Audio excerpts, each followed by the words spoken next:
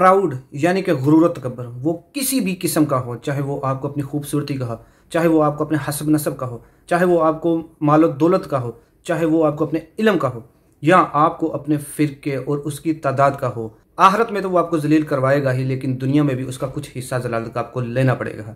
जब आप अपने हर बयान में ये कहते हो कि उलमाए देवबंद दलील की दुनिया के बाताज बादशाह है, बेताज क्या होता है, बाताज बादशाह है। आप दलील की दुनिया के बाद ताज बादशाह हैं, मतलब आपके सर के ऊपर दलील की दुनिया का ताज सर गया है, तो ये तकब्बर में आता है मेरे भाई। आप इस्लाम का एक फ़िरका हो, एक फ़िक्र हो। इस्लाम के और भी बहुत सारे फ़िरके हैं, तो क्या मतलब आप ये कहना चाहते हैं कि सिर्फ सिर्फ आप ही इस ताज के हकदार हैं और कोई नहीं है? तो भाई दूसरों को तो छोड़ें। अब देखें, मुफ्ती अब्दुल वाहिद कुरैशी साहब जो कि खुद को दलील की दुनिया का बाताज बादशाह कहते हैं, वो फ़र्ज नमाज के बाद बुलंद आवाज़ दुआ पढ़ने की जो दलील दे रहे हैं वो मुलाहिज़ा कीजिए। उस दिन मुझे एक बंदा कहने लगा, मौलाना ये जो आप नमाज के बाद दुआ मांगते हैं ये दुआ नहीं मांगनी चाहिए।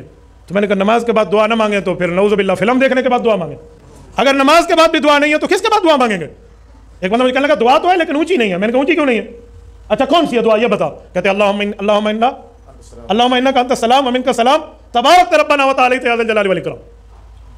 तो मैंने कहा ये किसने मांगी थी? कहते हुज़ूर अलैहि सलाम ने। मैंने कहा अगर ऊंची नहीं मांगनी तो फिर सहाबा ने सुनी कैसे थी कि ये दुआ है? जैसा कि मैंने कहा है कि जब आप खुद को तकब्बर में ले आए तो आपको कुछ ना कुछ मज़ा दुनिया में चखना पड़ेगा। अब दूसरे जो फ़िरके हैं उनको तो छोड़ दें, अब इनके घर से इनसे भी बड़े मुफ्ती तारिक मसूद साहब फ़र्ज नमाज के बाद दुआ के बारे में क्या दलील देते हैं, आप खुद देखें। फ़र्ज नमाज के बाद इज्तिमाई दुआ नबी सल्लल्लाहु अलैहि वसल्लम से कहीं भी साबित नहीं है, कोई ज़ईफ़ हदीस भी नहीं मिलती इसके बारे में।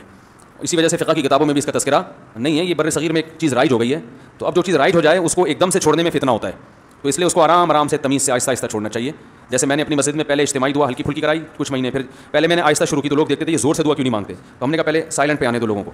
इज्तिमाई कराता था लेकिन आहिस्ता, फिर जब लोग इसके आदी हो गए और उसके बाद फिर मैंने इज्तिमाई भी छोड़ दी, अख्फल तरीके से मांग रहा हूँ, यानी हाथ उठाता हूँ मगर नियत इज्तिमा की नहीं होती। जब आप प्राउड में आ जाएंगे तो दूसरे फ़िरकों को तो छोड़ें, आपको अपने घर से ही मुंह की खानी पड़ेगी। और मुफ्ती तारिक मसूद साहब ने जो आपको लगाई है उसकी मैं आपको एक एग्जाम्पल दे देता हूँ।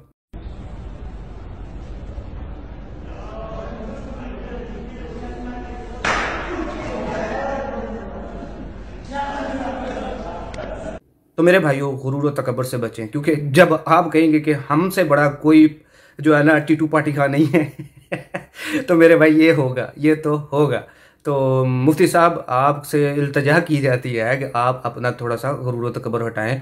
अब देखिए ना, आप जो हैं अपने फ़िरका के जो ज़ोंबीज़ हैं उनके लिए उभरते हुए सितारे हैं, और आपसे पहले बहुत बड़ी फ़ैन फॉलोइंग देवबंद की लेके बैठे हैं मुफ्ती तारिक मसूद साहब, तो उनकी बात ज़्यादा वजन रखती है। तो मुफ्ती साहब मेहरबानी करके आप दलील की दुनिया के बेताज क्या बाताज क्या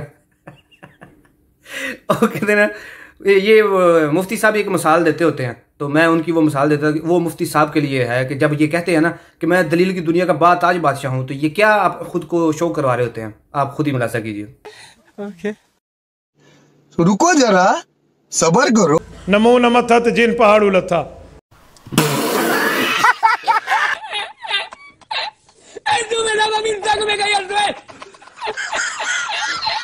Yo ya con la